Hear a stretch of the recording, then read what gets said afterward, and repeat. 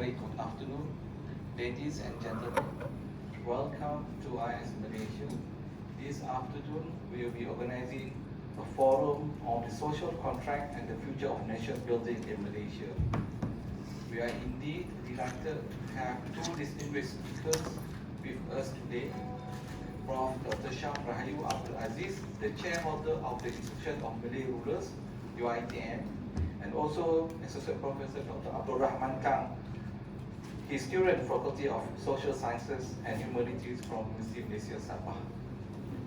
Before we proceed, I would like to welcome Professor Hashim Kamali and also would like to request him to give a few words before we continue with the program.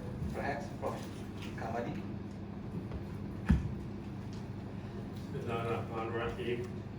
I join Dr. Azam in welcoming you. Nowadays, the person-to-person meeting can become rare, so this is special in a way. But more so is the occasion and the subject that we are discussing, the social contract in the future of nation building in Malaysia. Well, must have been work in progress, and it still is. Nation building in Malaysia. The social contract has successfully binded together this pluralist nation that consists of different communities, different by language, different by religion, and different by race. This is quite an unusual combination. In a lot of places, there are different communities, but something is more in common, the language and religion and so on. But here we have them all the three different. And yet, maybe partly due to that, Malaysia has been remarkably successful in the model that it is offered in this management of pluralism, pluralist society. But one nation, one country, and a successful one for that. It has become a model nation in many ways, Malaysia, and it is in no small measure due to the unity. The unity, diversity has become a source of perhaps an advantage rather than a disadvantage. If there is this sense of unity, then every group contributes different cultural, different experiences that they bring together to make Malaysia what it is. And this is a subject as it is, nation building, the future of Malaysia, work in progress. And I personally look forward to hearing our distinguished speakers' views on this subject. Thank you. Thank you very much, Prof. Kamali. Ladies and gentlemen, the social contract in Malaysia often refers to 5 elements embedded in the Constitution. The status of the Malay rulers, Islam as a region of the Federation, Malay language as a national language, the Malay special rights, and non-Malay citizenship. Historically, these 5 provisions were incorporated into the Federal Constitution as a result of the consensus of multiracial bargaining in the process of Malayan independence of 1957. This constitutional arrangement has since been coined as a social contract, representing a covenant between the multiracial citizens of the nation. Despite the 5 elements having clear roots in the Federal Constitution, they continue to attract public debate. Because questions on racial equality are often raised, for instance, by the proponents of the Malaysian Malaysia slogan. Additionally, the constitutional provision on the Malay language, Islam, and to a certain extent, the status quo of the policy of Malay rulers continue to spark political contentions. This forum is an attempt to revisit and to reexamine the terms of social contract within the context of nation building and its role in promoting unity and creating a multi-rational nation that is stable and harmonious. We will begin with the first presenter, Associate Professor Dr. Abdul Rahman Tam. So we'll be giving you about 30 minutes, and perhaps you'll be talking from the historical perspective.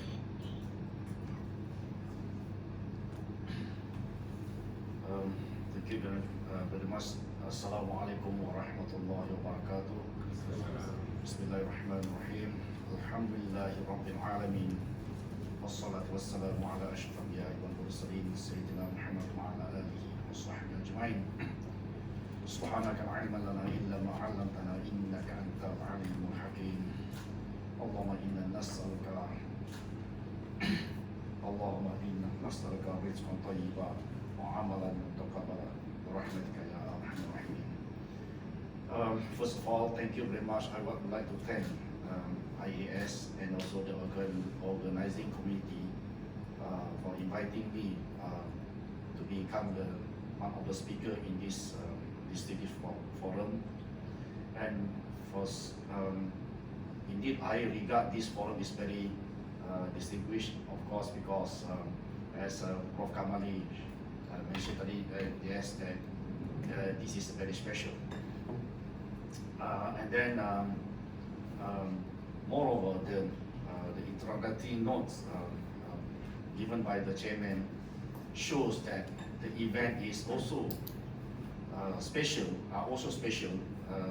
All the matters mentioned in this note are very special because it is subjected to sedition act. So to be safe, I will only confine myself to historical dimension of the five provisions mentioned above. Okay. First of all, let us go to the very easy one first, in which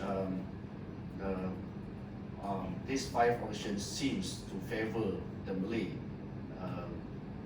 Malays in particular. It's always regard to favor Malays. It refers to Islam is a federal religion. Of course, majority of the Muslims in Malaysia are Muslims at this moment. The Malay language as a national language, although English is allowed to become the second official language, but the Malay is still the first official language. There's a difference between national and official indeed, but here national language is referred to the language we use in our anthem. So, and the third is the position, the supremacy of the Malay rulers in our not only political system but also in this constitution, as mentioned, as this nation is Malaysia or Malaya before is defined as kingdom. Okay. The fourth is the special right of the Malays, which give many privilege to the Malays or those who are acknowledged or recognized as the Malays.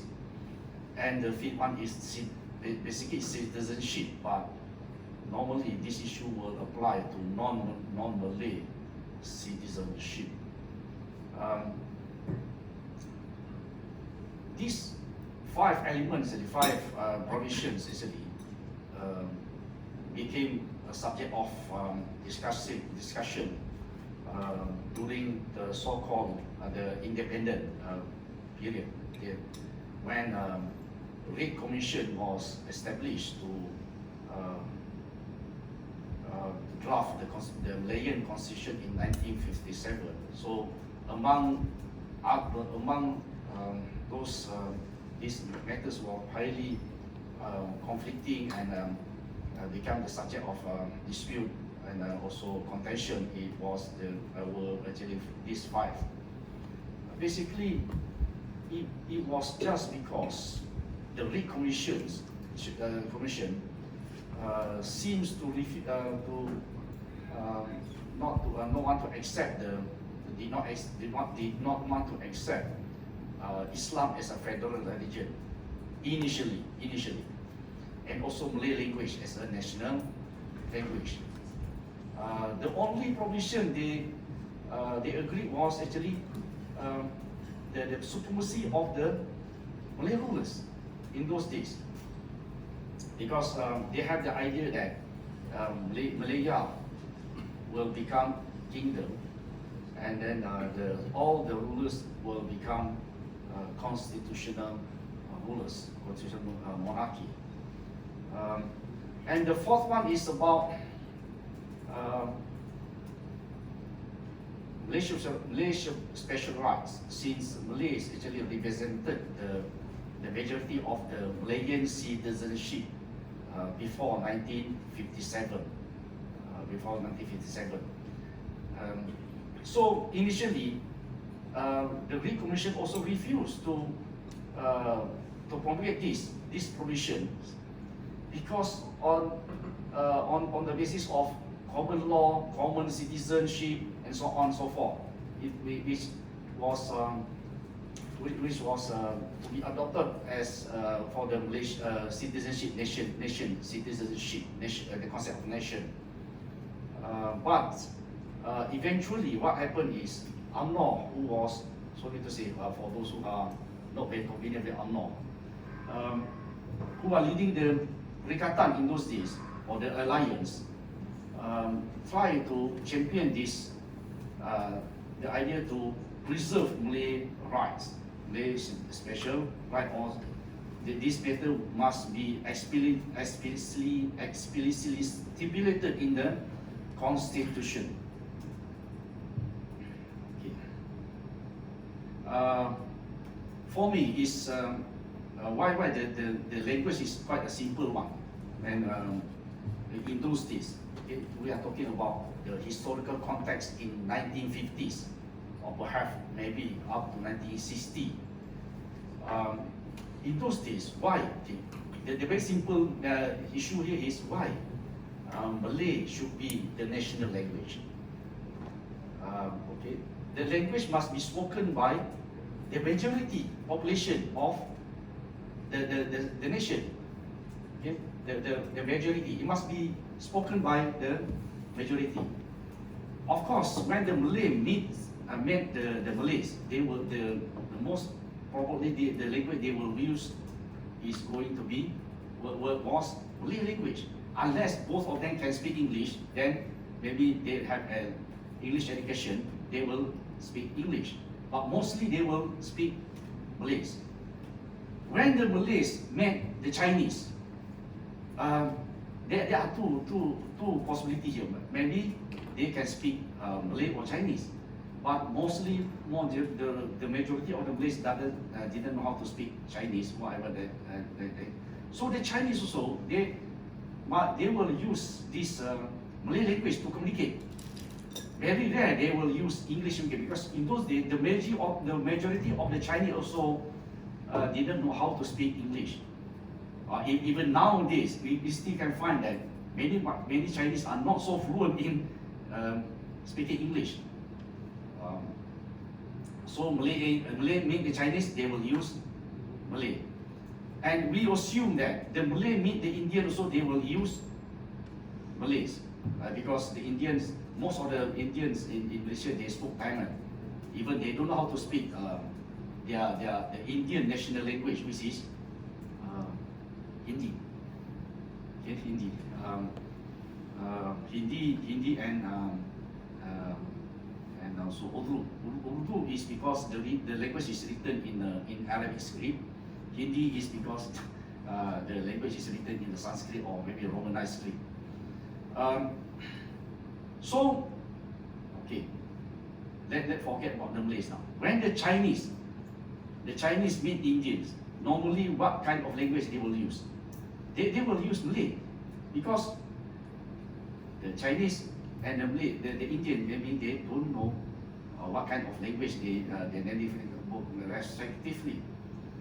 So they will use Malay language or English.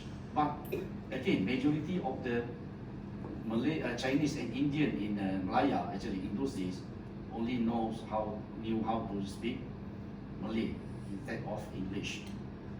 Okay, and in fact, I'm more concerned on the Chinese in particular now. So Chinese, okay, we know that Chinese, their national language, the Chinese language is Mandarin, the so-called Mandarin. But Mandarin is a little bit problematic.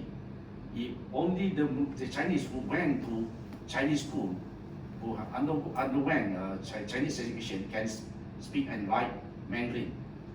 Otherwise, they will use their native, their mother tongue, either Hokkien, Teochew, and Hakka, Hokkien, Cantonese, and so on. In fact, actually, for those who watch Chinese movie in Singapore TV, most of the Hong Kong movie actually were translated into Mandarin. No, so in this sense that the Hong Kong actually used Cantonese. So many Chinese also didn't know Cantonese, Hakka, and so on. Only the Cantonese and Hakka know their language, but like Hokkien and Teochew, they didn't know. This was the situation in 1950s up to 1980s. So in this sense, we have to be pragmatic, to be practical, that Malay language as a national language of Malaya and then Malaysia. Okay. Secondly, Islam. Okay. In the 1960s, based on the Malayan, the formation of the Malayan Federation of 1948, most of the states, including Perak, all the states in Malaysia, in Malaya, including Penang and Melaka, adopted the provision that Islam as an official religion of the states. Okay, so where the problem now is, in the Malayan Federation Constitution of 1948, there was no clear-cut provision that Islam is a so-called national or federal language, federal religion. Sorry. So during the independence, 1957, the negotiation started in February up to May, something like that. It was discussed that it was debated that whether Islam should become federal religion or not. So since there are the provisions in many states' constitution, that in all state constitution, that Islam is an official state of the states, so it is logic to adopt that Islam as a national language from Malayan independent Malayan religion. Okay. This is understood as can find in the article in the proper provision in the constitution. So in this sense, Islam is a federal religion of federation, is only a continuity to what had happened in the states before. Third one is the supremacy of the Malay rulers. Okay, since Malaysia, it had been agreed that Malaysia will adopt the concept of constitutional monarchy and parliamentary democracy. So they recognize the supremacy of the Malay rulers. Of course, all rulers are regarded as Malays in this extent, in this situation, including the Raja of Perlis, although by descent, Raja of Perlis are Arabs. Okay. Right. But the contentious issue now is the special position of the privilege of the Malays in those days. Initially, as I mentioned just now, before, Great Commission didn't want this provision. But after a bargaining process between UMNO, MCA, and MIC, it had been the consensus had been achieved that they will accept the Malay special right. But the Malays also have to accept the non-Malay citizenship. Okay. I can understand the non-Malay citizenship can become an issue, but I don't understand the case of the Malay privilege, because in the Federation of 1948, it was quite clear that Malays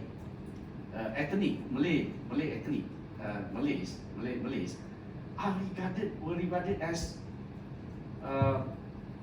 the native of the Federation of Malaya, and to a certain extent, the Malays have been given privilege, even in economy, for instance, the Malay Reserve Land and so on.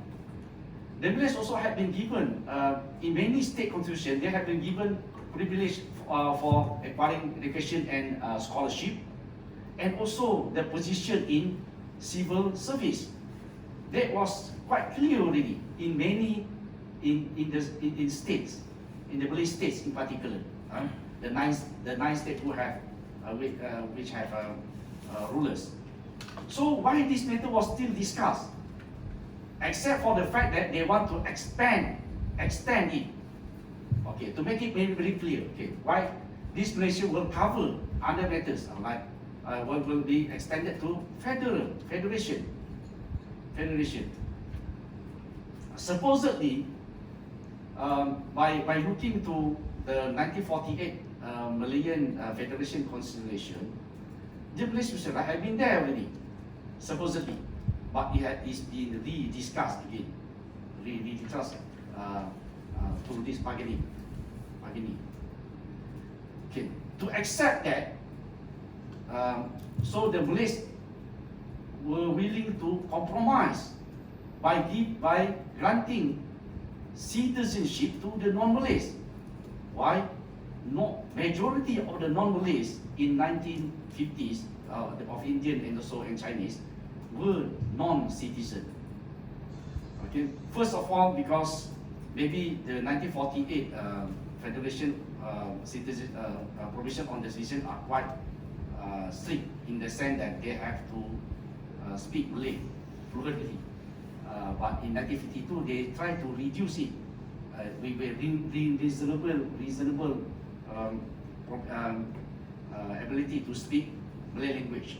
That is quite hard for, maybe quite difficult for the Chinese and Indian to speak Malay in that sense. But unfortunately, if we look back to the Malayan Union Constitution of 1946-1948, which provided the very lenient citizenship to the non-Malays.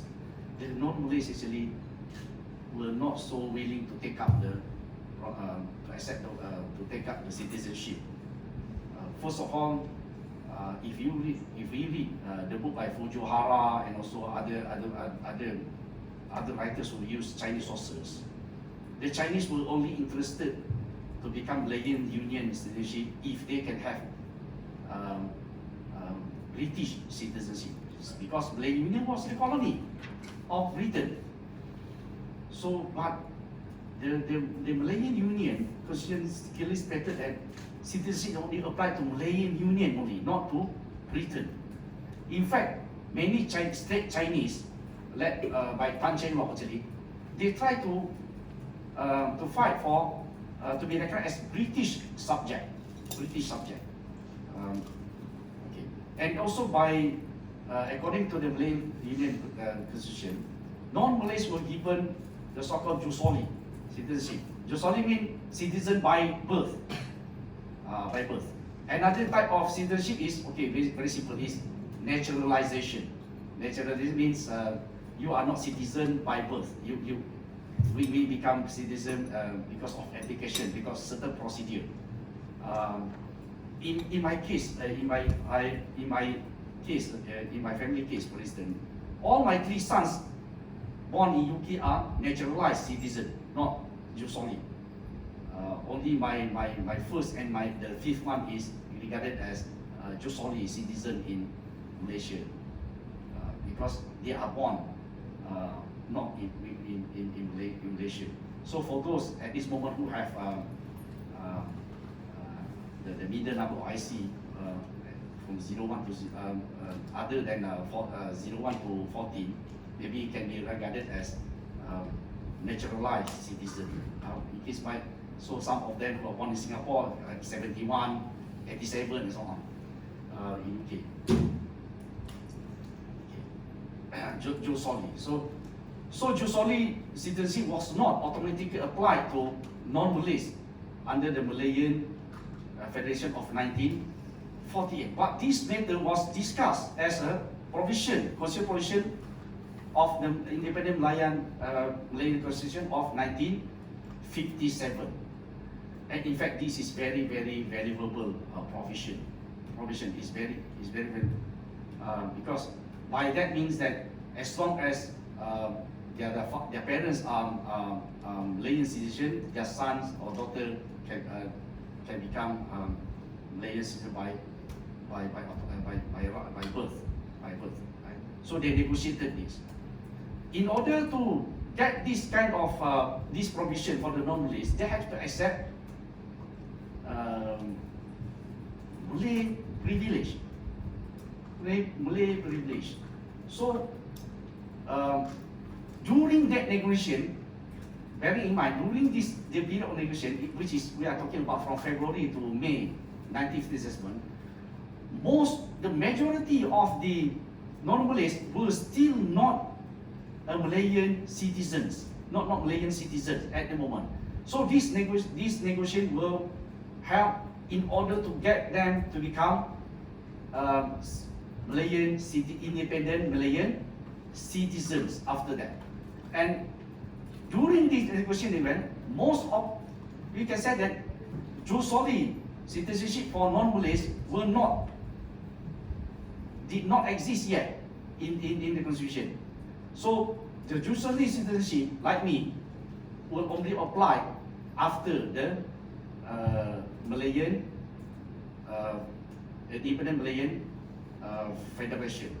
So historically, this citizenship have relevance with the Malay special right. So in fact, actually, Malay special right actually have some precedents, but this non-Malay citizenship have no precedents at all actually by taking the institution in 1957, unless you want to take the case of Malayan Union 1950, which have been lapsed actually, considered as lapsed with the promulgation of Malayan Federation, Constitution of the Malayan Federation of 1948. So maybe this will raise about the idea of equality in citizenship, because there are distinction between Malay and non-Malays. Why? Because later on, after several years of independence, or after actually 1 year after the formation of Malaysia in 1963, there are slogans proselytized by Lee Kuan Yew, which we know now is Malaysian Malaysia actually, in principle, states for racial equality. Either explicitly or implicitly, this slogan actually states that Malay privilege maybe can continue in the future. So in his speech in 1964 in the Parliament, Federal Parliament he suggests that this Malay privilege should be revived at least 10 years after this. So this create the the dissatisfaction grievances among the Malays. And I also wonder that if you really read Lee Kuan Yew's memoir,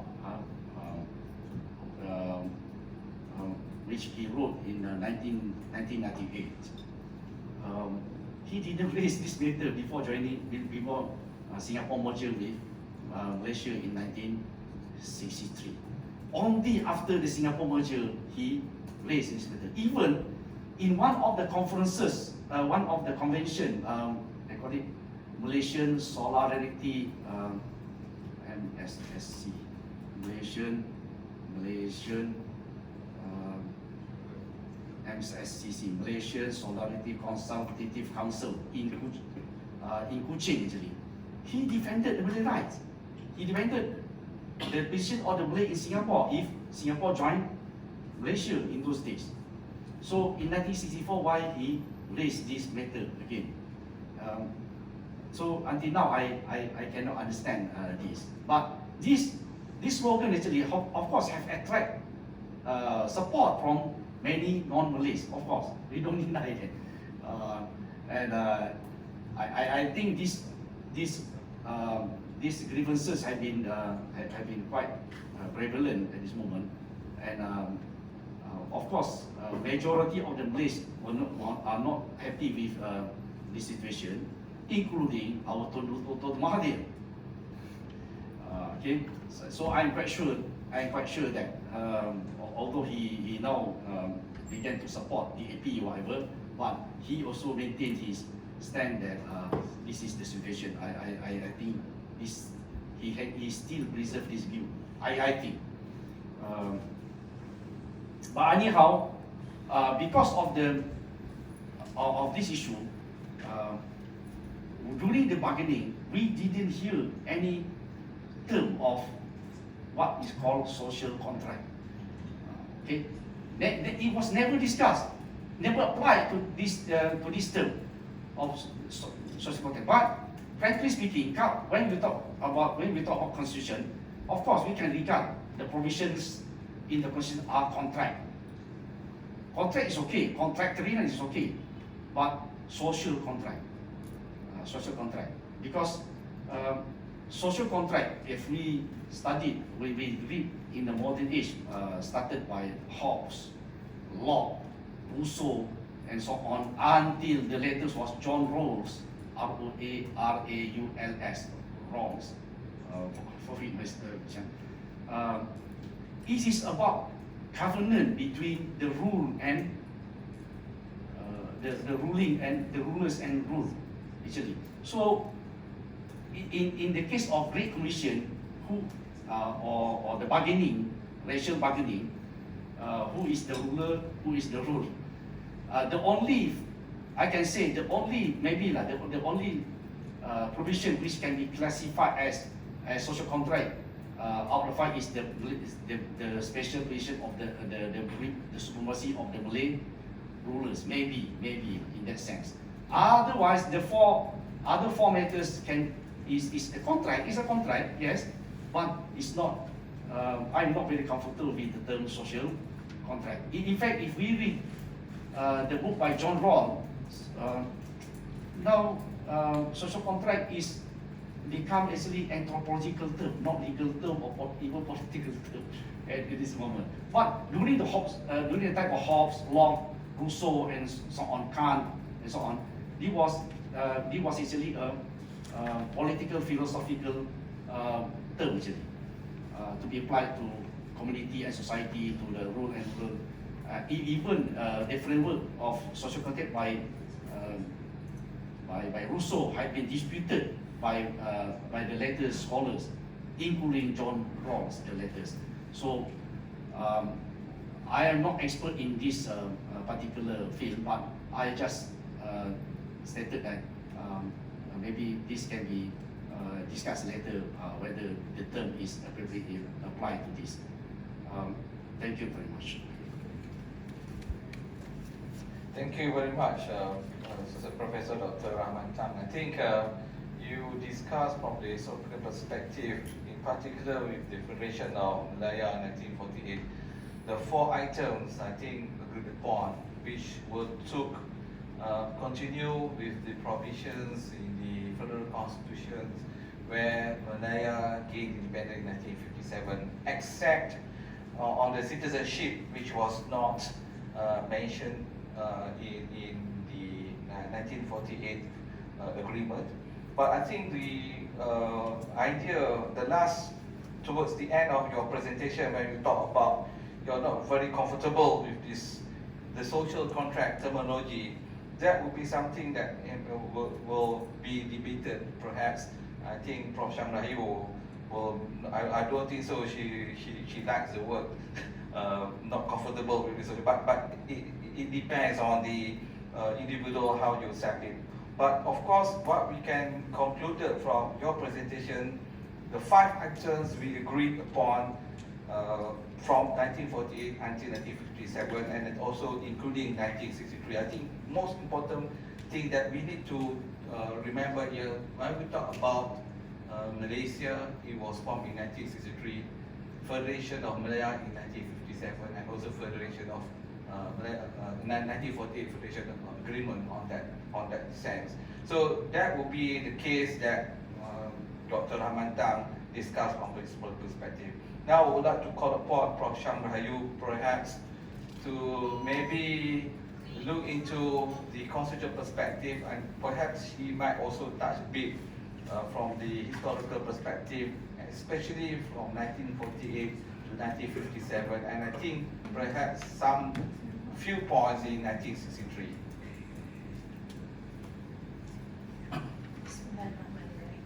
Bismillahirrahmanirrahim. Assalamualaikum warahmatullahi wabarakatuh.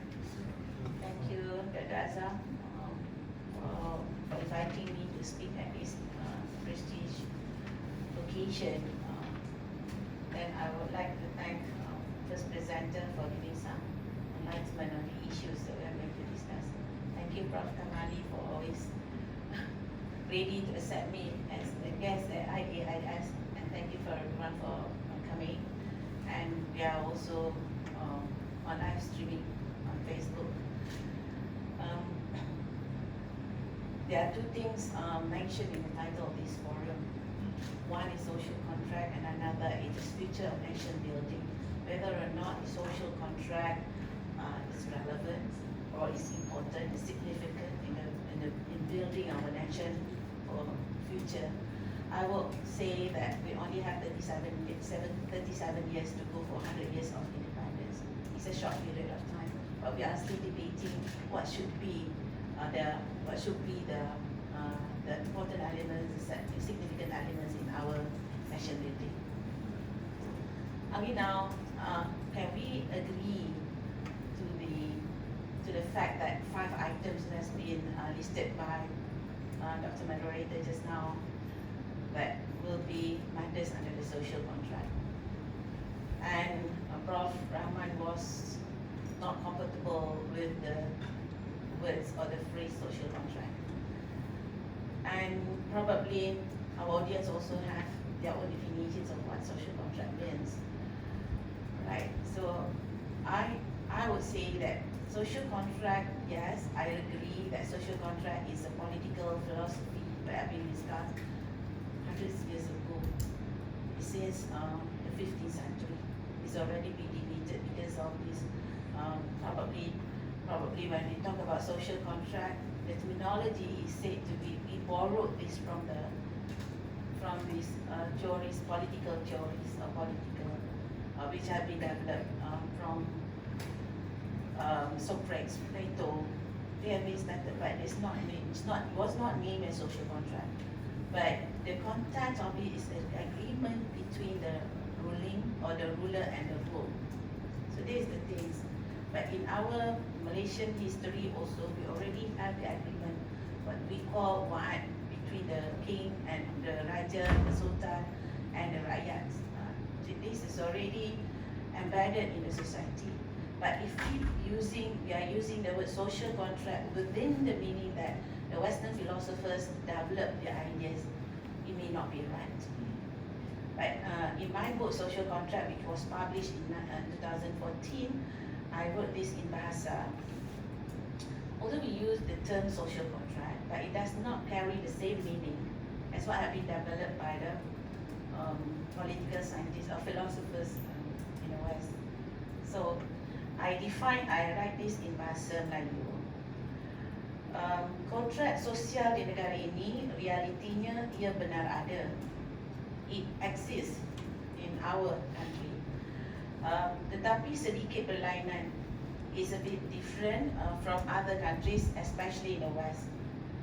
This is because contract social in Malaysia does not exist due to political philosophy discussed which focus on the natural freedom or kebebasan asasi. So initially, contract social was debated on the basis of personal freedom or individual freedom. It was not about the racial, what we call in Malaysia is racial contract rather than social contract. We are using is racial contract when we talk about rakyat dengan rakyat, people and the people, citizens and citizens.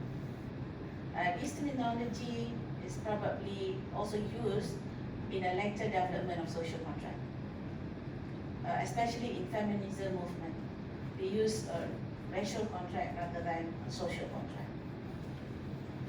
So in Malaysia, the terminology was first introduced, I think, by one person named Abdullah. It was one who among our leaders. I don't know whether he was a leader. Abdullah Ahmad. It was not.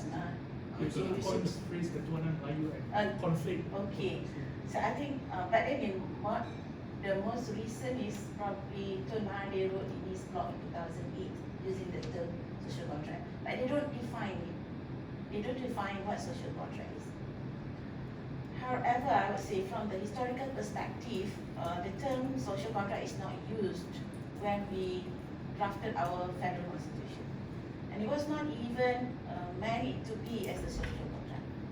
But in a later time that they used the word social contract is to, I think when I read a writing by Tun Saleh Abbas was saying that it was only janji-janji masyarakat.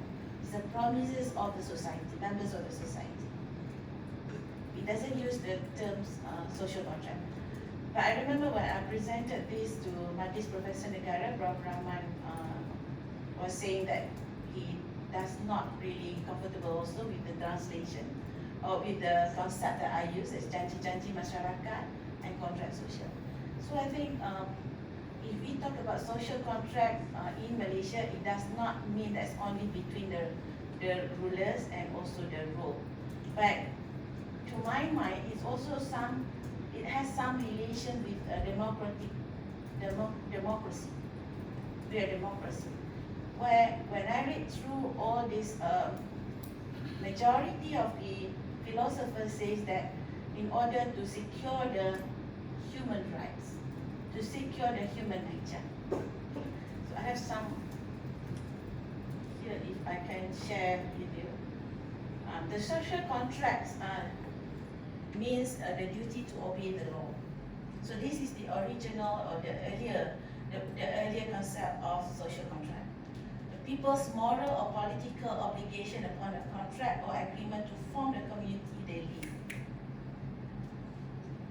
Within the social contract theory, there's a concept of justice. So the important facts that we have to accept is that social contract is for the purpose of establishing justice between all the members of the society and also the rulers and the ruled.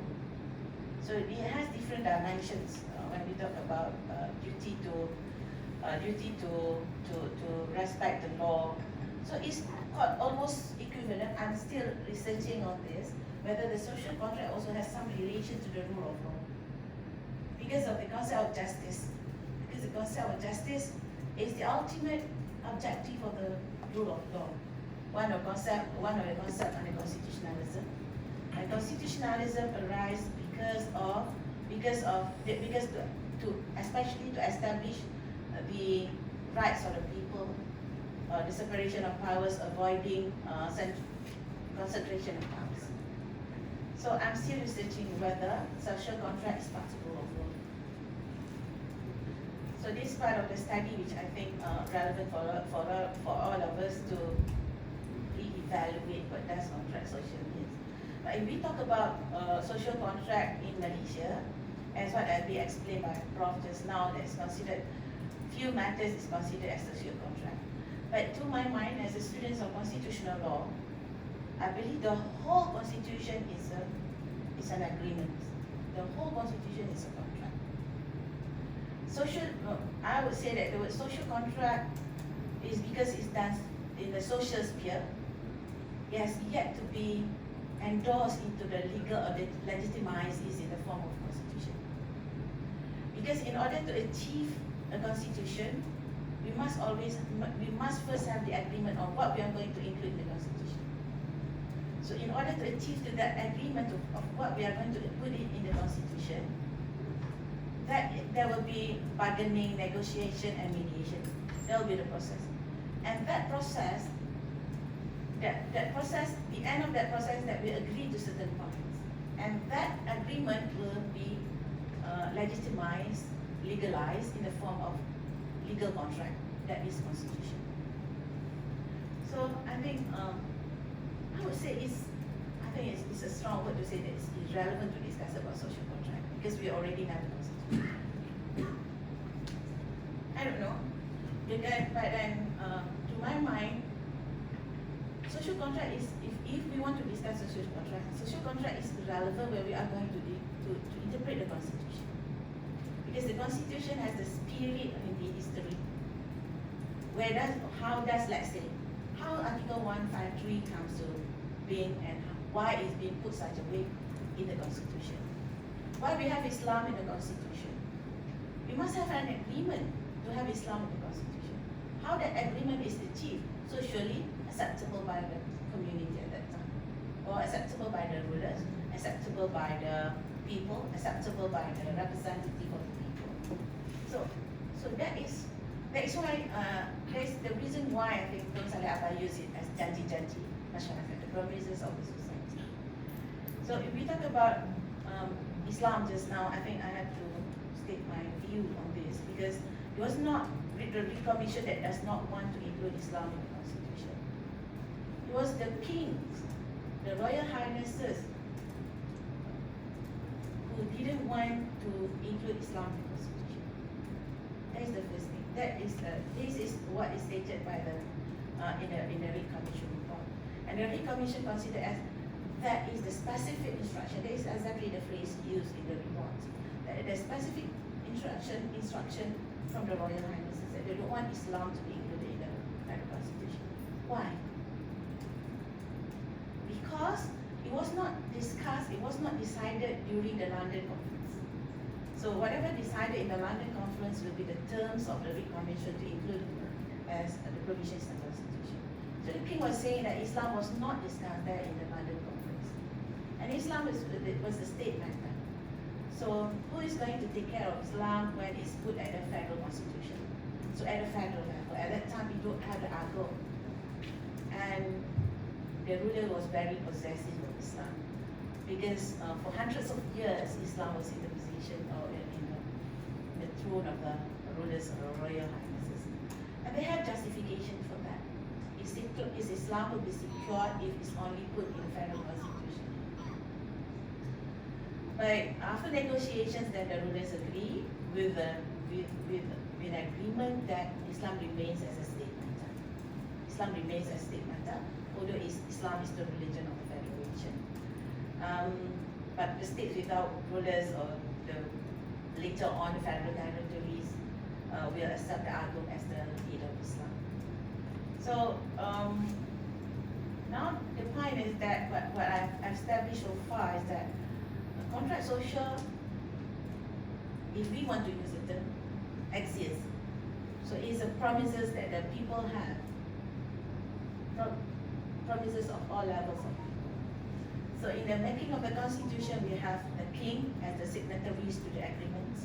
When we achieve independence, the kings were the people who signed the agreements, the independence agreement, who signed the passing of the constitution. And it's also passed by the parliament from the Federal Legislative Council as representing the people. So if we have to use the phrase social contract, it must be reinterpreted to the local circumstances. It's not as to mean what has been understood by Socrates, Plato, John Locke, Thomas Hobbes, and the later jurists. So we have a different, should use a different terminology. I mean, even if you use the same phrase, same terminology, it carries a different meaning. Because it's not about individual freedom. Our Malaysian social contract is not about individual freedom, but it's about agreements between the society, between all levels of the society. So it's about agreements. And secondly, I go to the point of nation building. So what's the role of social contract? What's the role if we were to interpret only these 5 as social contract? Can I ask the audience whether democracy, parliamentary democracy, is not a social contract? Whether parliamentary democracy is not a social contract? Whether constitutional monarchy is not a social contract? Because we have to agree at a certain point in order for us to make it in the constitution. Why we should limit the social contract to all these only concerning the traditional elements, indigenous elements? Only if we mention about 4 or 5, excluding of the common citizenship. Common citizenship is not traditional elements, but we adopted it in 1948, and later we have amendment just solely in 1952 to the Federation of Malaya Agreement 1952. It's not that we, that's, I mean, I think it was a miscommunication of the terminology in the first place. I would say, in my opinion. I may be right, I may be wrong. But to my mind, it's important to look to the roots of the nation when we are going to establish a nation and we are going to build a nation. We have to look at the roots of the nation. When we talk about all the 5 elements, the legitimate interests of other communities rather than only the citizenship. Because the legitimate interest, if we study Article 153 of the Federal Constitution, clause number 1, it says that the Yang di-Pertuan Agong will be the authority to safeguard the position of the Malays, the natives, and also the legitimate interests of other communities. The legitimate interests of other communities also include citizenship. So it includes also rights of the non-Malays. Rights of the non-Malays. They should be represented in the Dewan Negara.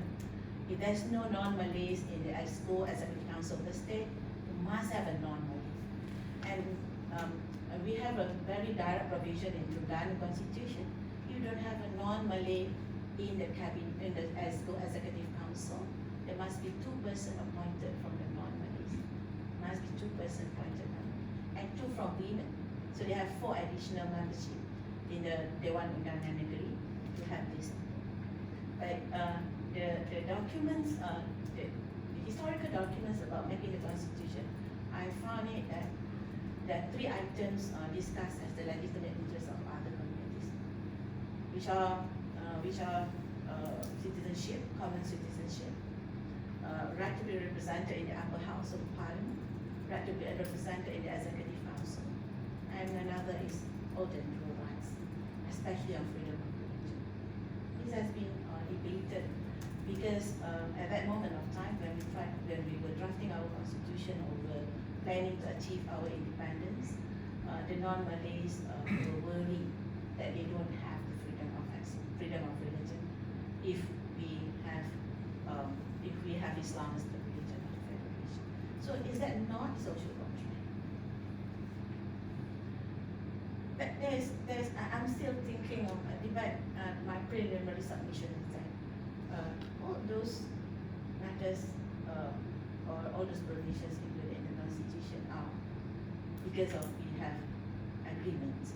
Because I translate the social contract as agreements, which have been made socially, not legally, but it have been legitimized, legalized by including it in the constitution. So if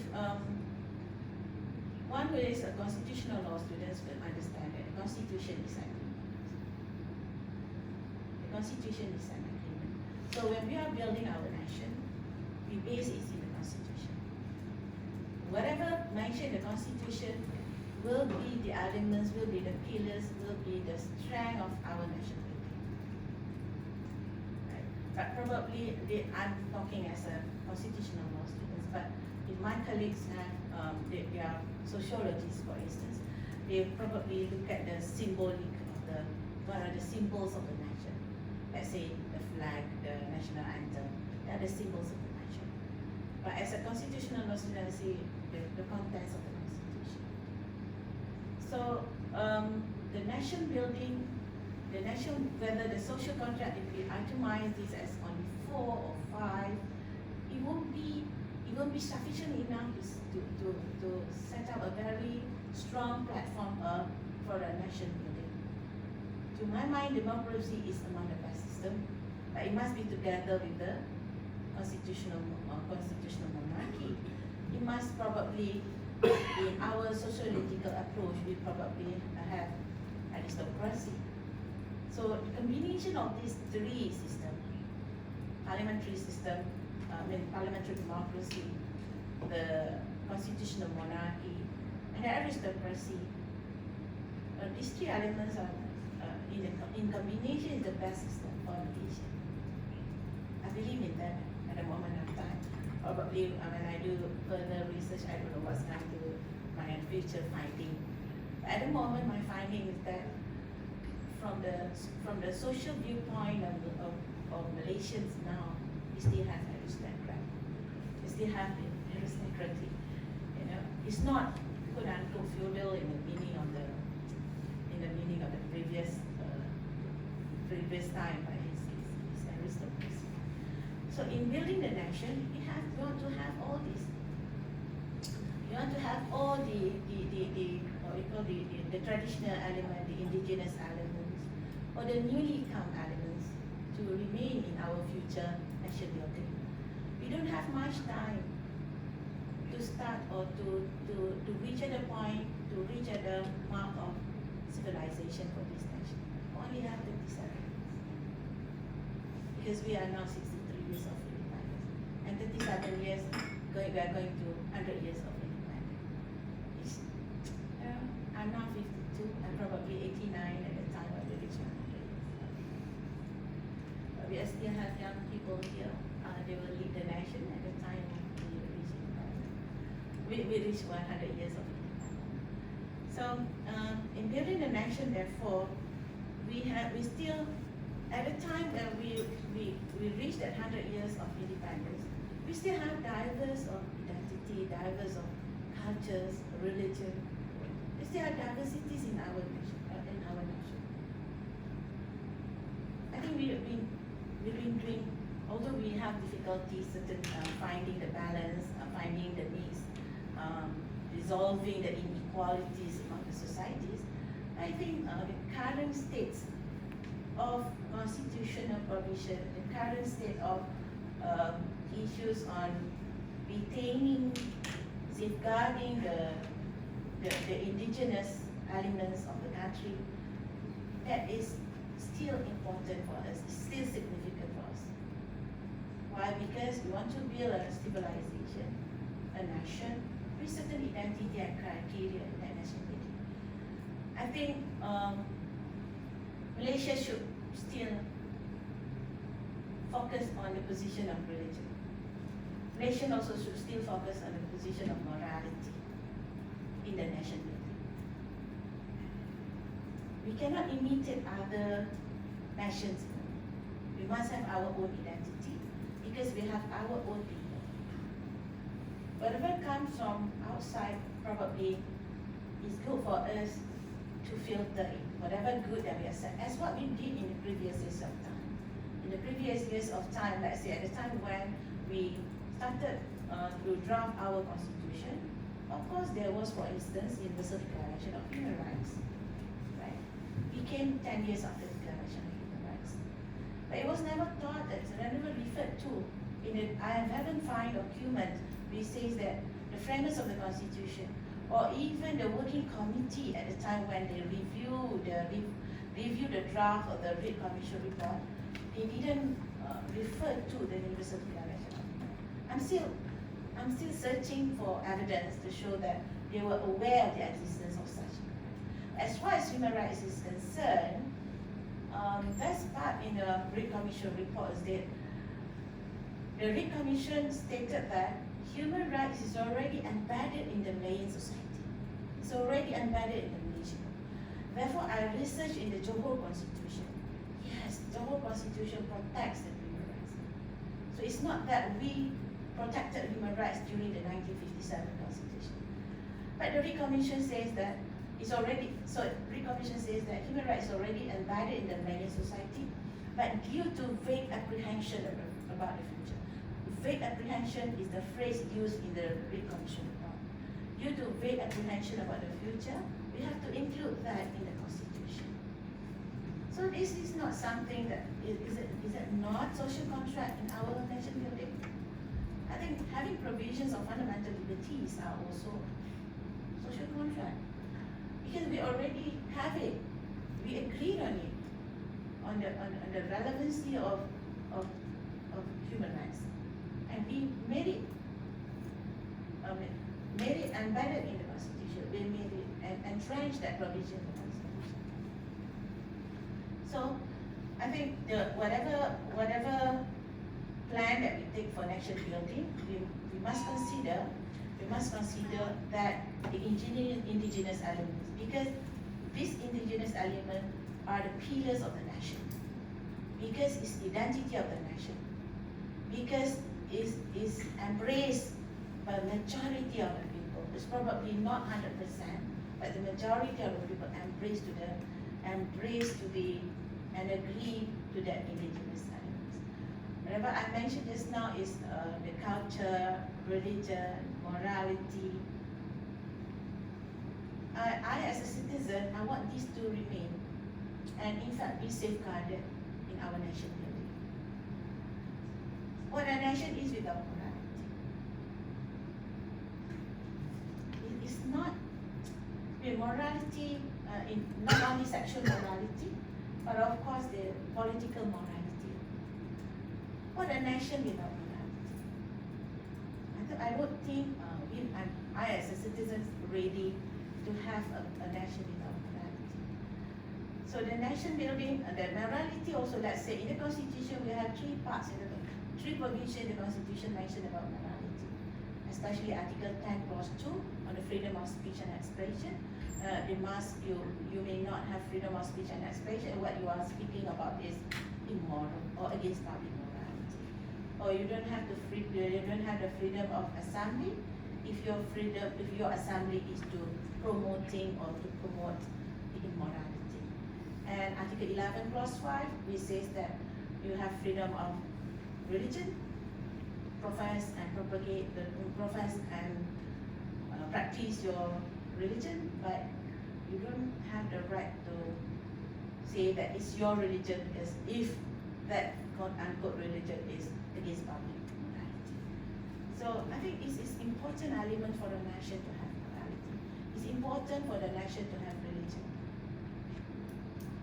The majority of Malaysians are people of faith. So religion must always be a matter, significant, important matter, the ultimate matter to think about and to retain in building the nation. I cannot disagree that language is also important. Of course, must have the language of our nation. Language of our nation. Of course, we are proud of having different languages, to speak in different languages, but we must stand tall and firm in the usage of the national language, because national language has certain function to play, as Prof also said. The most important is to achieve a greater unity. To achieve a greater unity, then we need to have a bahasa, a language that common to all and everyone. Although to preserve the identity, then the Constitution allows the usage of the mother tongue. and even the education system must teach this mother tongue language. And in order for us to build a nation, I think that these are the elements that we have to bear in mind to safeguard. It's not, let's say we go to history, Malacca only have 150 years of the age of Malacca is only 115 or 20 years.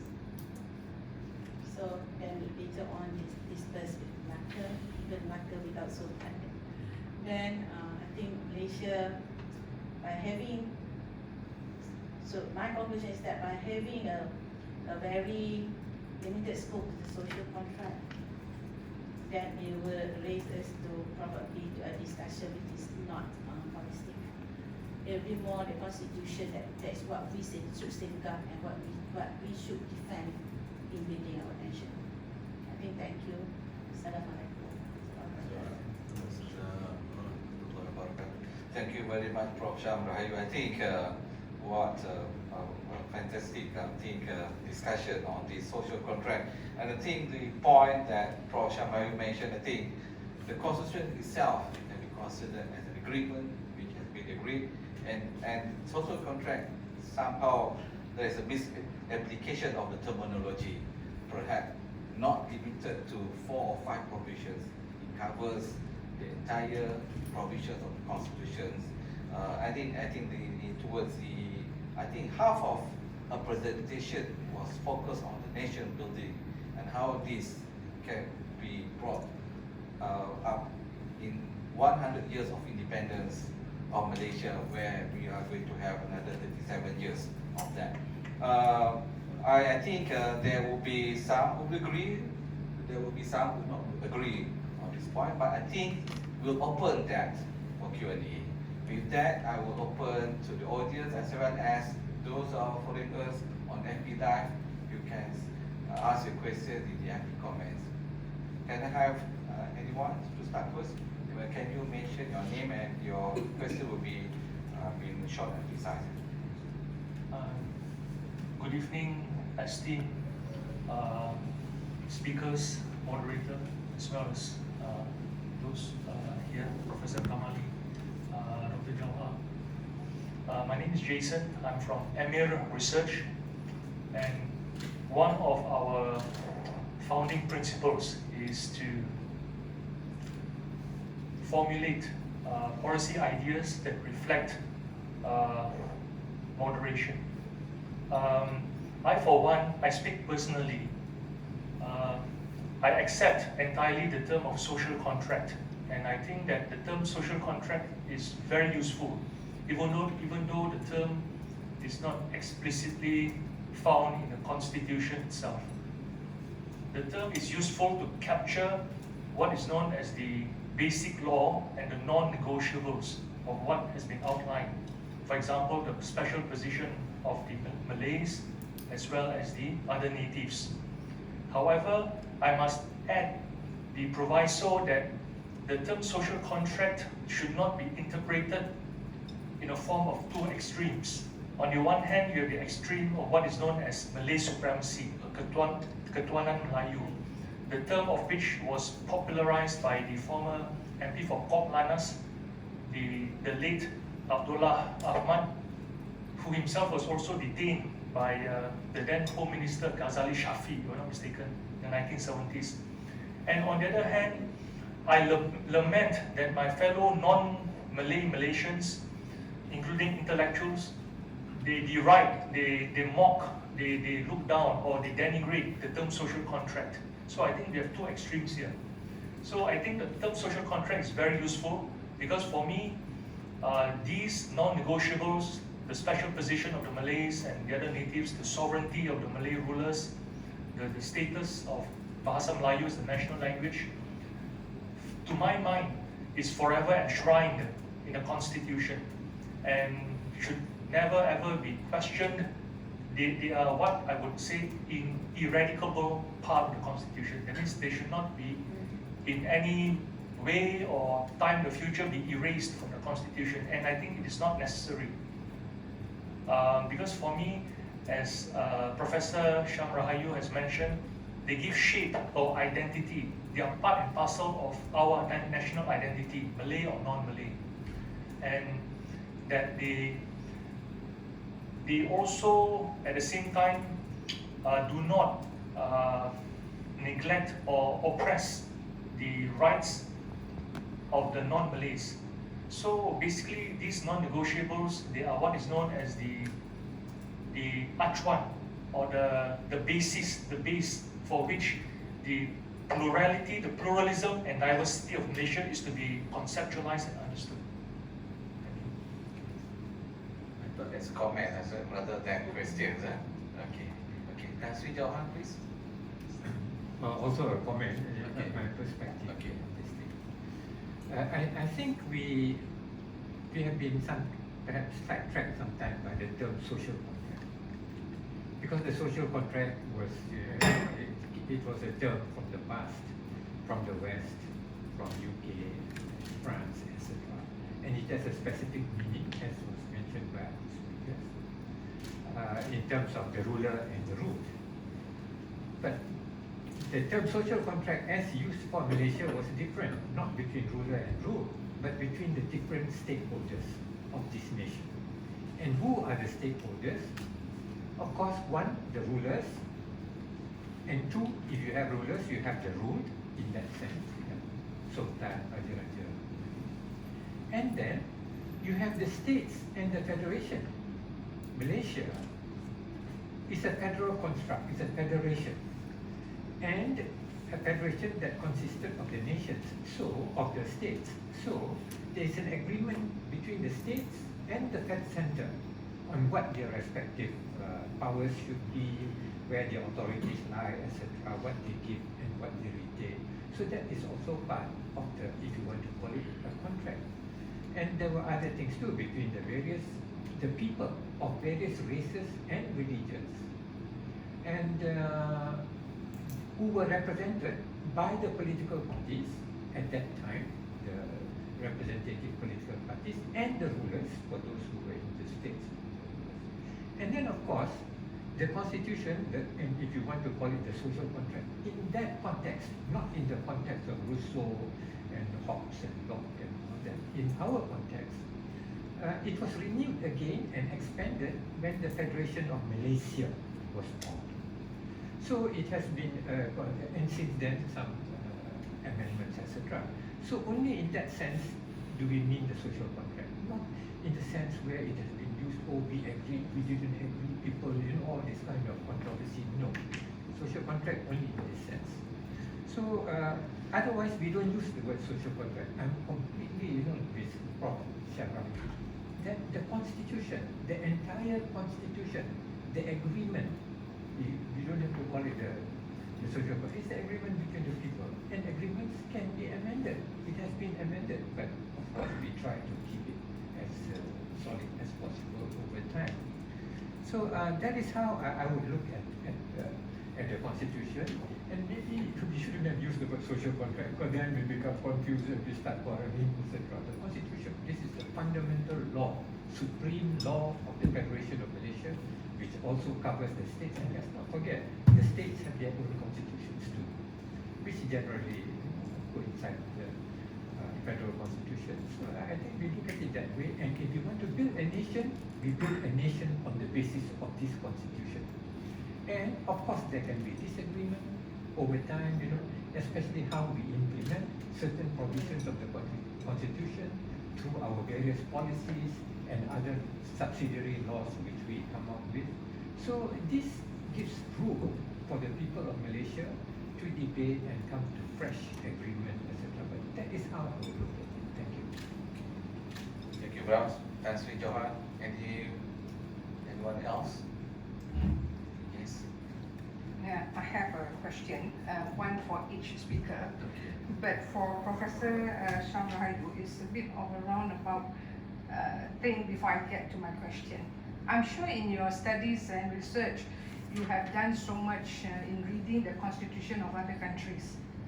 And in the constitution, for example, Indonesia, Thailand, China, or what do you for this India, there has never been migrants there for them to cater for, if to use the word loosely, as a social contract.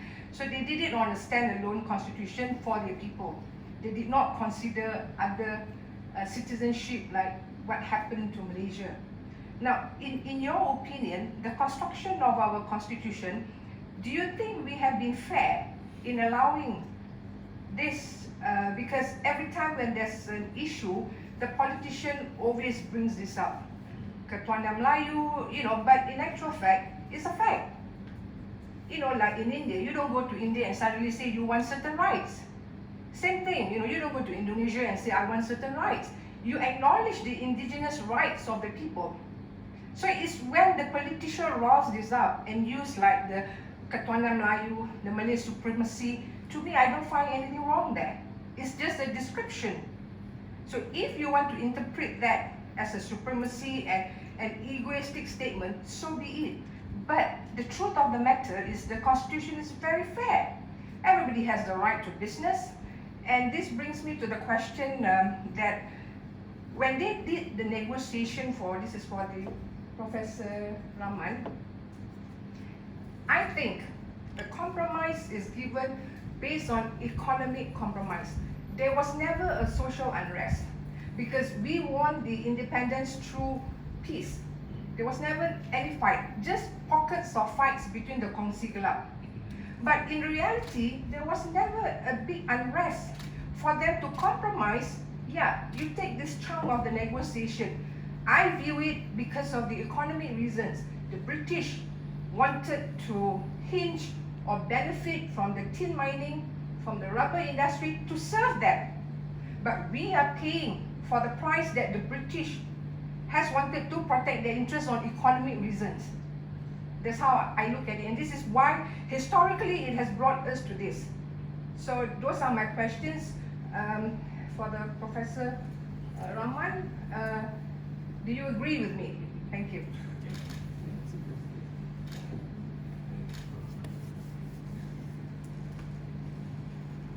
That will make it a contract. Say again? Yeah, and they call it a contract. Well, by the way, I'm Chet Noor. I'm a practicing lawyer. All right, thank you. If he agrees with you, there will be a contract. Thank you very much for the question. Please give me some excuses. First of all, I would like to thank Prof. Sham Rahayu to correct me on the issue of the Malay rulers and Islam just now. Of course, Prof. have enlightened me about the reason why Islam is not initially selected as the religion of Malaysia. Thank you very much. Back to the comment from Madam.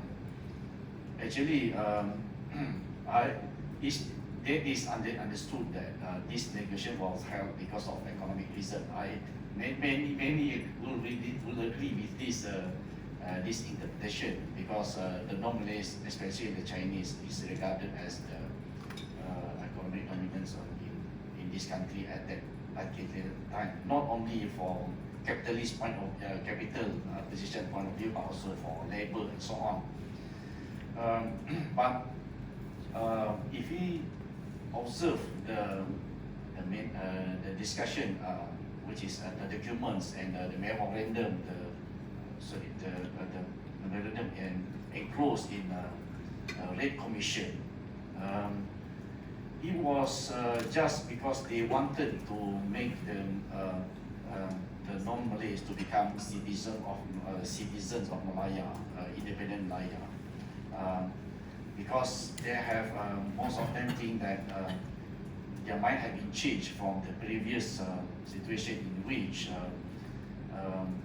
actually the majority of the Chinese thought that they can go back to China after they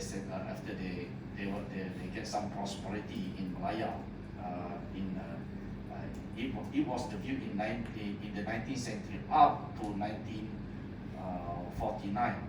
Even in 1955, I mean, the Chinese also quite hesitant to become. This is according to what had been written by Fujiwara and also Eos Ratinata in Malaysia as well. The Chinese have been hesitant to declare themselves as Malayan citizen or Indonesian citizen even because in 1955 Mao Zedong declared that any over Chinese who declare they as a citizen of that nation cannot become Chinese citizen anymore. That is one thing, and most of them actually realized that that was no longer applicable in 1956, 57. But bearing in mind who were involved for to negotiate for on behalf of the normalists, either MIMS, MCA, and MIC. And in those days, most of the MCA Chinese are English educated, not Chinese educated, except for HS Lee. But we are talking about Tan Siew Sin and so on. There are Omar Ong Yok Lin, became Muslim, converted to Muslim later on. They negotiate this term because of they didn't think that the Chinese wanted to go back to China as what had been taught in previously. But economically, there was a motivation to negotiate for those Chinese to become citizens because they were so dominant in not only as a capitalist, as a capital investment, but also as a labor in those days. In those days, Chinese actually they work very well in mining. So they also become the rubber tapper, but not in the state in the estate housing estate as we housing agency, European housing agency as we know. But most of the Chinese also work as a smallholder peasant rubber tapper actually. Especially you can see in Qatar, in Johor, and so on. Okay, that is one thing. But secondly, this non-Malay citizenship is to get them to provide the opportunity for them to vote, to become the citizens. So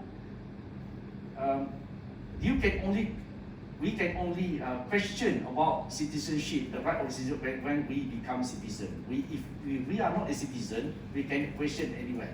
For instance, I as a non-staff of IAIS, I can question about my right in IAIS.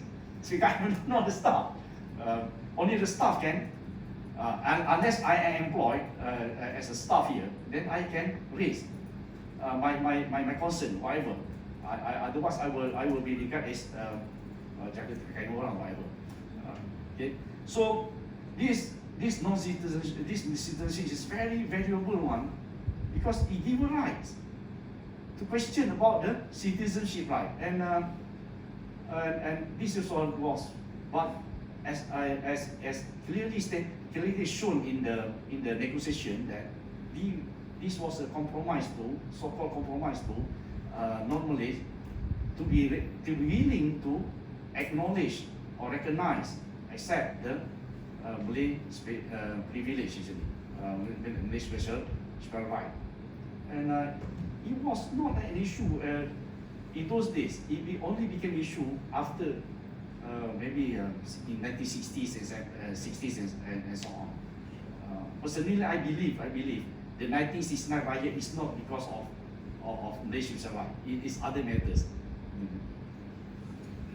Thank you, Rosham. Thank you, sis, for the question. I probably just want my comment. Tak adalah jawab semua. Yeah, I think this is sometimes there are things which to speak the unspoken is not easy lah. And truly, I think it's not wrong to say this Cakap Melayu, but probably at the time when the speech is made, probably in political campaign or that it raised the temperature of racial or ethnic relations. I don't think it's not wrong, or probably legally it's not wrong, and it's right also according to the history, but the place, the time that the speech is made most of the time. But I remember way back in 2008, I wrote an article in Utusan Malaysia. I said there's a Kedaulatan Melayu rather than Ketuanan Melayu. So because it raised the same meaning. Or if I may add, I oppose Ketuanan. There's no such thing as Malay supremacy, but I uphold kepimpinan Melayu. Very important is kepimpinan Melayu. Because for me as a non-Malay, I would always accept the fact that the Prime Minister should always be Malay or Muslim, you know. But Yeah. Ketuanan Melayu is something that is, it evokes like white supremacy and all these things. Yes, I strongly oppose it because there is an alternative, which is Kedaulatan or Kepimpinan Melayu. Yes. Yeah, because if you look at the Kamus Bahasa, the word ketuanan is almost similar to kedaulatan. So, the word, we look at the Kamus Dewan Bahasa dan Pustaka, there's edisi number 4. So the word ketuanan can also be translated into kedaulatan. Is when we speak, we use a word that is soothing to everyone. Although it's not wrong to say, to make it to my mind, it's not wrong to say, but it's not good to say. Because of considering the feeling, probably we are respecting one another. Because it's been so politicized. You know? Yeah, yeah, Because yeah. like for example, this Ashraf Wajdi Yusuki, the head of the UMNO Youth, he said there's no ketidaksamarataan. There is kesamarataan, tapi a distinction has to be made between constitutional equality and political equality, because the special position of the Malays clearly means that the Malays and the natives have certain privileges that is not enjoyed by the non-Malays. But it doesn't mean that we don't have political equality, except that there's such a thing as kepimpinan Melayu lah. That's the only difference, you know. That by virtue of the fact that the Malays are the majority, they also dominate the civil service. They dominate politics. But to go talk about Ketuanan Melayu is a bit extreme. It's not helpful. It's not useful, because words have meaning. And if you look at Rukun Negara itself, Rukun Negara is, I would say, is very clear. You know, we must uphold the Rukun Negara to make it the pedoman, you know, the guiding principle. You know, as you say, political morality is very important. And political morality, when it comes to Ketuanan Melayu, has made some politicians to adopt that attitude, which is not helpful, you know, very divisive. You know, so this has to be a political morality. Okay, so can you allow? Yeah, sorry. But thank you for sharing, and at least probably I'm not the person to be the only speaker, but we can share the view, because that is why probably the forum is connected, that we can get others to view their views.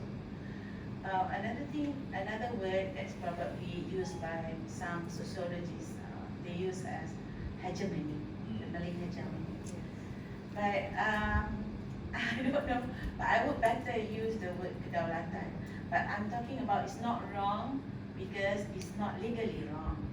But it's probably politically and socially, in terms of relationship between ethnics, that's probably not acceptable by people like Jason. Okay, yeah, if we talk about Ketuanan Melayu, or I think Malay supremacy, I don't think that the constitution wants to uphold the Malay supremacy, because we are sharing the nation. We special position for certain reasons. We have some special position. I don't want to debate on why that special position should be entrenched in the constitution.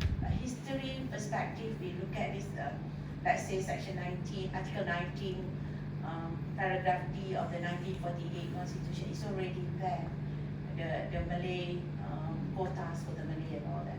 So I think historically is justified, legally justified for having that provision in the constitution. And the word supremacy is not there in the constitution, but the only word used in the constitution which is similar to it is sovereignty. The sovereignty only belongs to the rulers, so it's not to a certain race or certain community. But then, of course, we cannot deny there are always sentiments in all races, not only Malays. Everyone has the sentiments about their race. Why? Because we are practicing integration rather than assimilation. We are practicing integration because we allow all races to retain their identity. we don't allow assimilation like Indonesia is practicing. But that is the best for Malaysia, I guess. Malaysia cannot have assimilation. Ask Jason, you want to change your name to Malay name, for instance. Yeah? So, because you want to retain identity. But how is the building of nation building, this will affect us. Even in Indonesia, even though they are practicing assimilation, but still they have ethnic relations, tension ethnic relation at some moment of time between Tionghoa and the Malays. They already, even in Syria, for instance, I'm taking extreme example, they are said from the same race, same religion, but only different mazhab. They are killing one another. It's not just racial hatred, but they're killing one another. So one who's killing is pronouncing Allahu Akbar. The one who is killed also pronouncing Allahu Akbar. So this is scary. But then I think Malaysia is on the right track. In my opinion, our nation building are on the right track. Give everyone the liberty, like the Rukun Negara, liberal terhadap tradisi dan agama. So we accept, but with certain conditions that principles in the Rukun Negara tells us to do. Believe in God, whatever, then until the fifth principles, kesepahaman dan kesusilaan. So, as far as other constitution is concerned, in other parts of the world, they do have difficulties also, even though, I mean, it's unique problems to each, unique challenges to each one. Let's say want to have religion, Buddhism as the religion of Thailand in the Thailand constitution. They're also debating. The debate is, although we are from the same race, so every nation has their own challenges. But of course, we believe every nation even same different challenges. But the challenges is what we can go through smoothly when we are now in the 63 years of independence. I think Malaysia is doing good, although of course we are not happy with the going down of integrity or that things rasuah ke apa kan, we are not happy with that. But we are a nation as an example to the world. How we manage our problems. I said the problem is not right, it's not because in these recent years. Let's say in 1963, how when we formed Federation of Malaysia, we had confrontation with Indonesia. We had confrontation in Indonesia, and probably our dato, our grandfathers, have been a good negotiator with Indonesia. So we are becoming good friends, although of course there are ups and downs the relationship between countries, but we become good friends. We have become a good neighbor in our Southeast Asian region.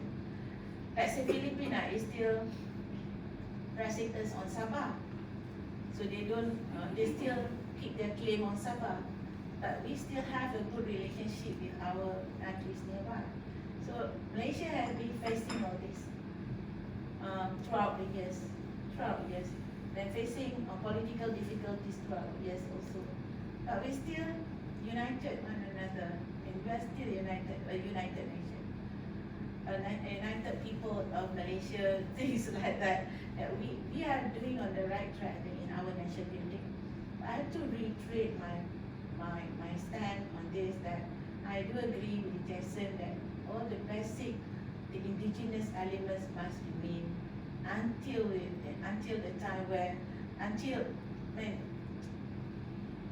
there's no end to all this, for all these indigenous elements, because that is the identity. We already set the identity of our nation, and probably Rukun Negara is the national philosophy which we must promote to all and everyone. And to understand the whole thing about Rukun Negara, what is stated in the Rukun Negara, is also, among other, it would be a better discussion rather than social contract. Thank you. Yes, Prof. Mahdi, please. Yes, just a brief comment. There is a certain unreality to the use of these words, supremacy, privileges, and etc. The facts are that they are the underdogs.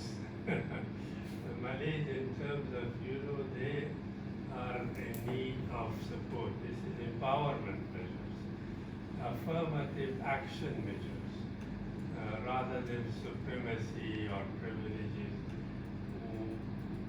In some countries, in laws and constitutional terms, they use these affirmative action measures. When they give, like, when they want to empower the women or black communities or Indians and give them rights, equal rights in terms of employment and education, then they use this affirmative action measures.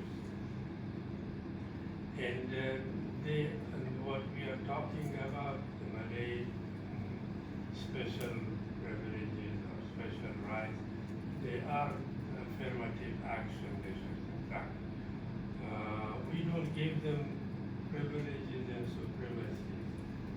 If they were to be equal with the rest, with other communities, there will be no reason for these affirmative action measures. So let's call them affirmative action measures rather than anything else. That is the reality of it. Just a little- Thank you. You want to a little comment? comment from- I was reading 153 and all things, but they describe this as affirmative action. But my finding is that it should be to affirm the position rather than affirmative action.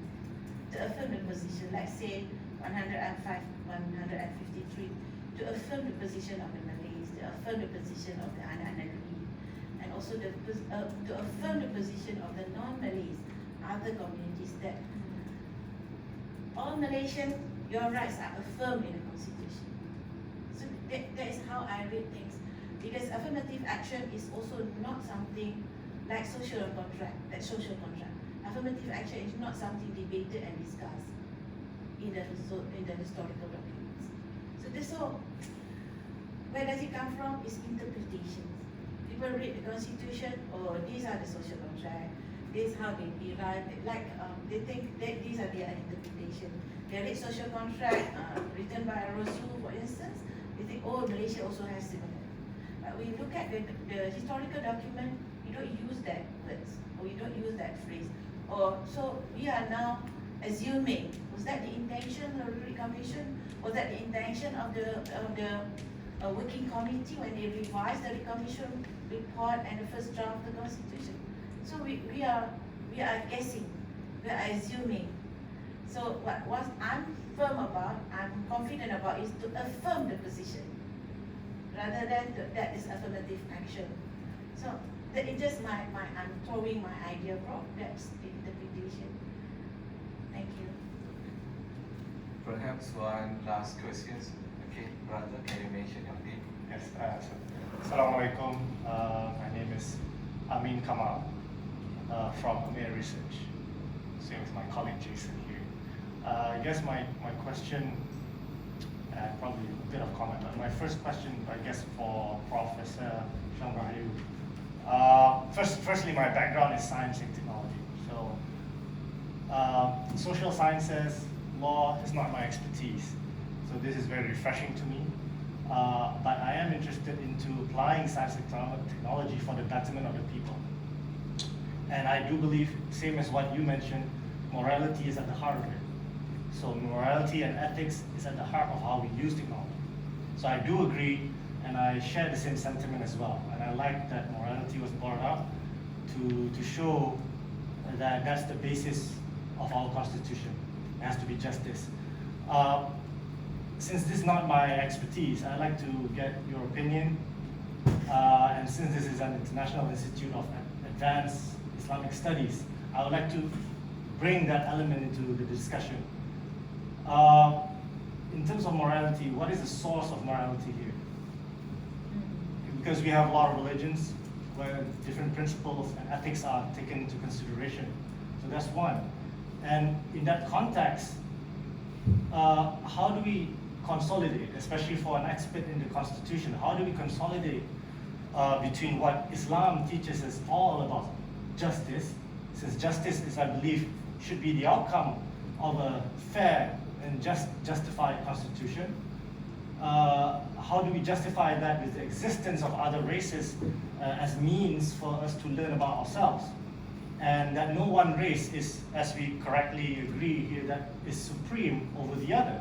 So whether we use the word supreme or not is a moral and ethical question, but at least in the context of the Quran, is clear. So how does our historical context here be consolidated with the universal, and I'm talking about the universal teaching of Islam that transcends time and history? My personal view is that before I get your opinion, I do agree probably using the word supremacy, even though it may be correct because of just the number of Malays that we have here and the historical context as well. But because of the sensitivities of using that word, it has to be taken into consideration when we communicate with other races. That's a very good saying that I like to use. It's a Sufi saying. Before you say something, you use three things. It has to be true, it has to be necessary, and it has to be nice. So the last part of ethics, of how you say things, is taken into consideration, even though it's true, and even though it's necessary perhaps to bring it up. But there's an element where you bring it up in a way that doesn't offend people, that is nice. That's the element of morality that I also appreciate. So if I digress, please forgive me, this is not my area of expertise, but I'd like to get your opinions on how we consolidate these matters. Thank you very much.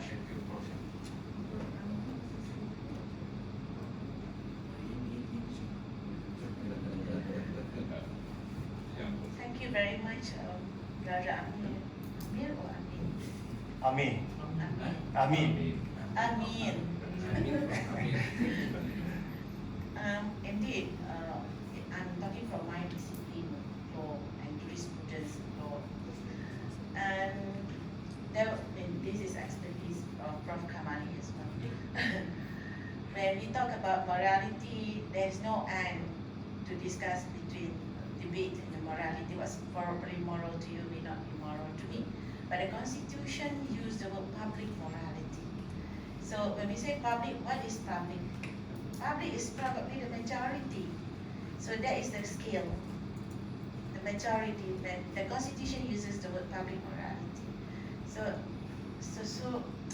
whether it's Islamic morality or whether it's other religious morality, I think it's public morality. So far we look at the majority.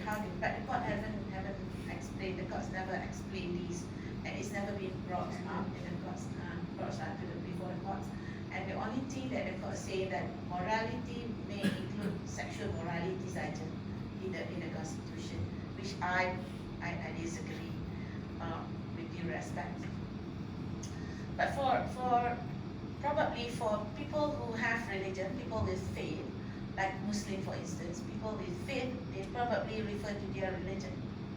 And their religion will never, in my opinion, my observation, their religious, as a Muslim, I look at the Muslim morality will never against the morality in the Constitution.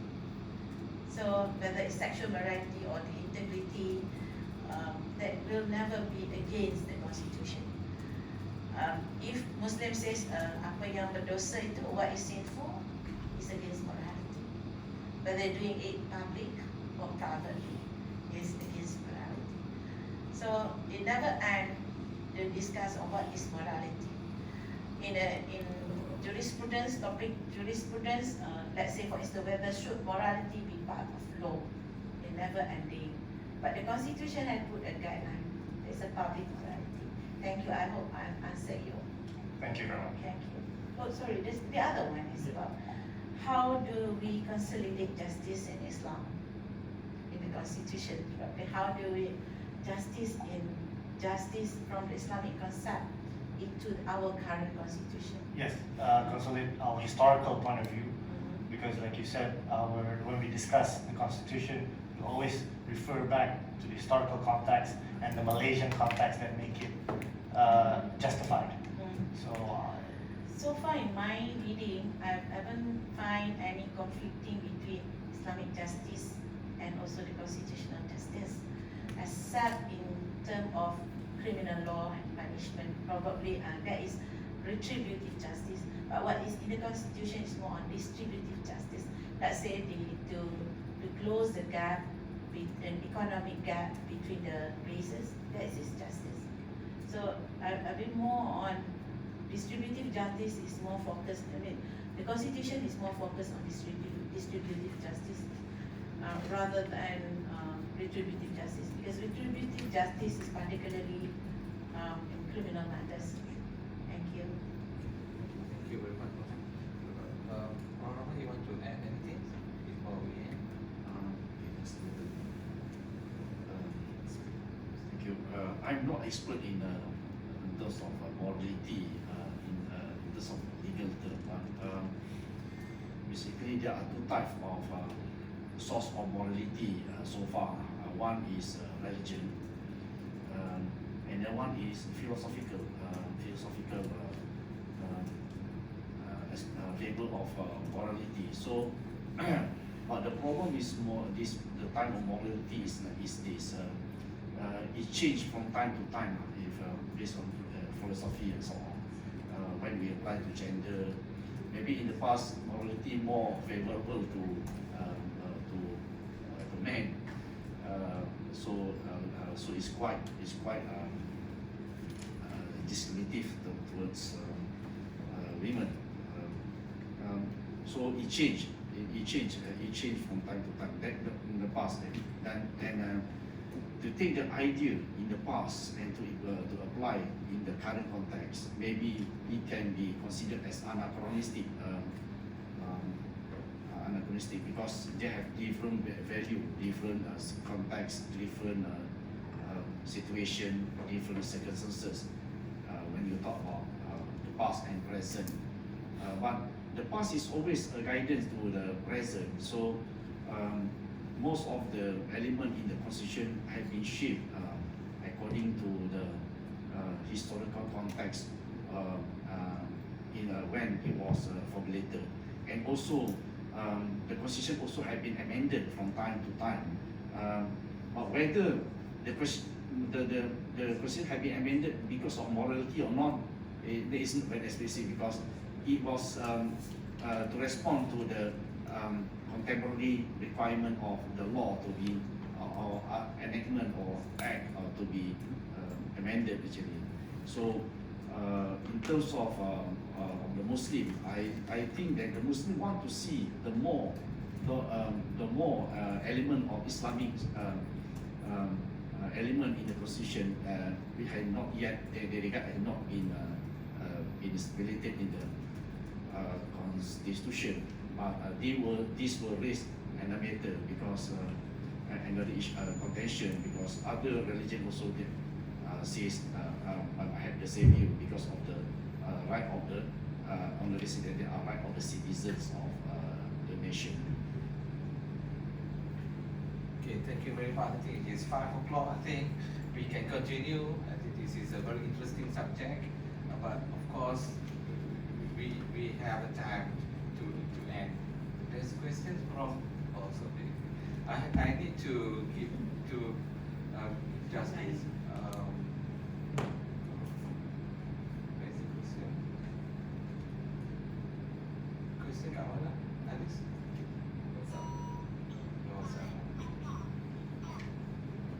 Okay, this one question from I think it's one Shamsul Amri from Awani. It must be Astro Awani, I suppose. Okay. The question is in Malay.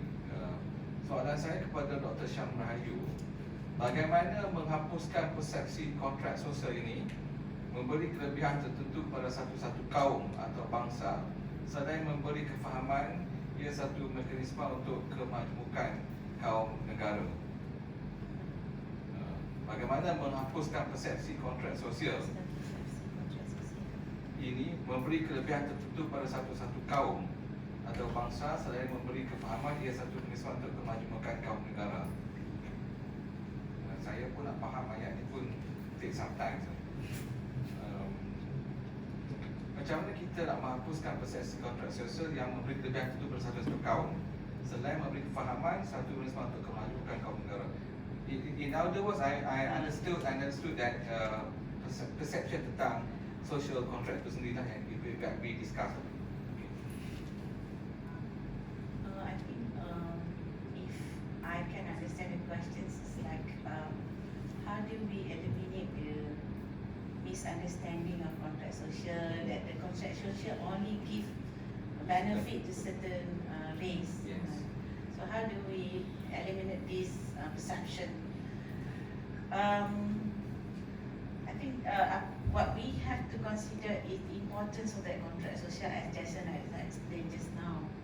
It is important to have that contract social, but it's also important to balance out.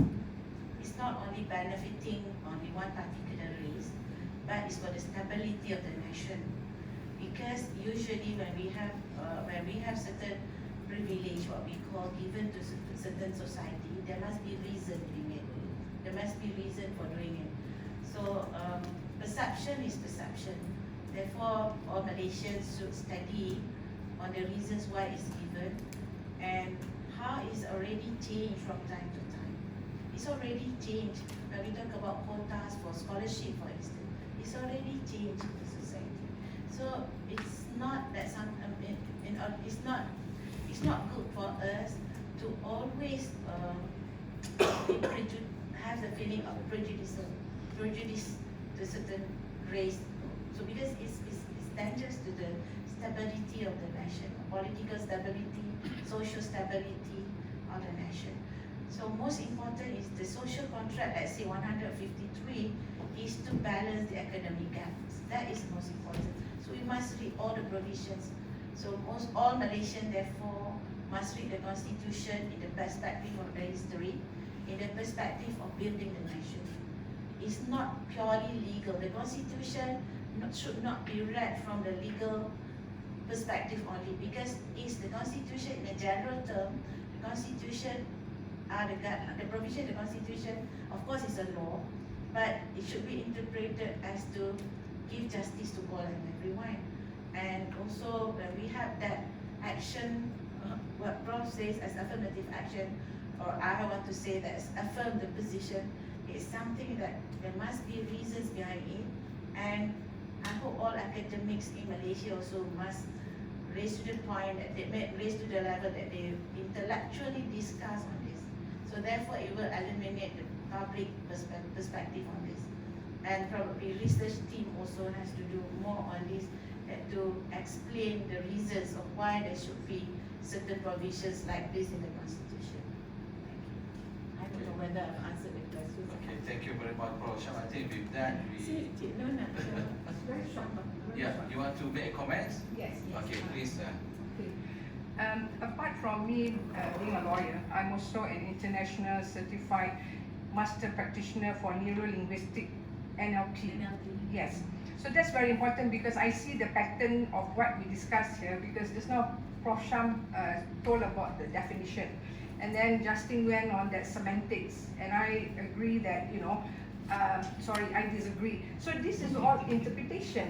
You see, because Korbisky, the father of NLP, he said, your map or the map is not my territory.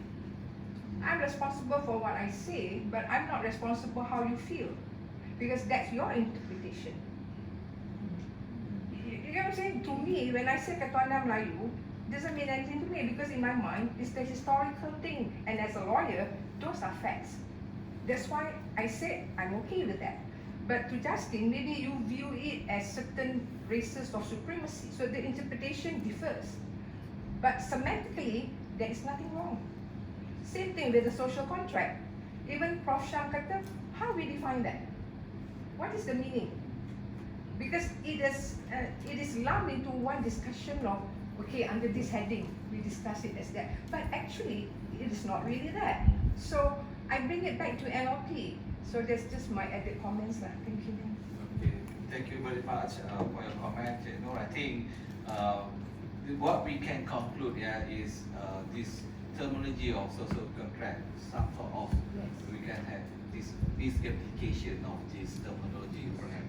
And I think what we can say that the federal constitution should be the agreement that have been agreed by everyone of the nation. And I think two elements or two principles that are very important that every citizen of Malaysia should practice, should subscribe is one is the Constitution of Malaysia, the Federal Constitution, and the other one is Rukun Negara. If we have these two documents embedded in our nations, our society, I think 100 years of independence in Malaysia, 27 years to go, we can still have our good nation. What we call it, to build a good nation. In that sense. But before we, when we disperse, I would like to call upon Prof. Hashim Kamali to give away the conversation to the two listening speakers. Perhaps we can start first with Professor Dr. Rahman Tam. Thank you very much.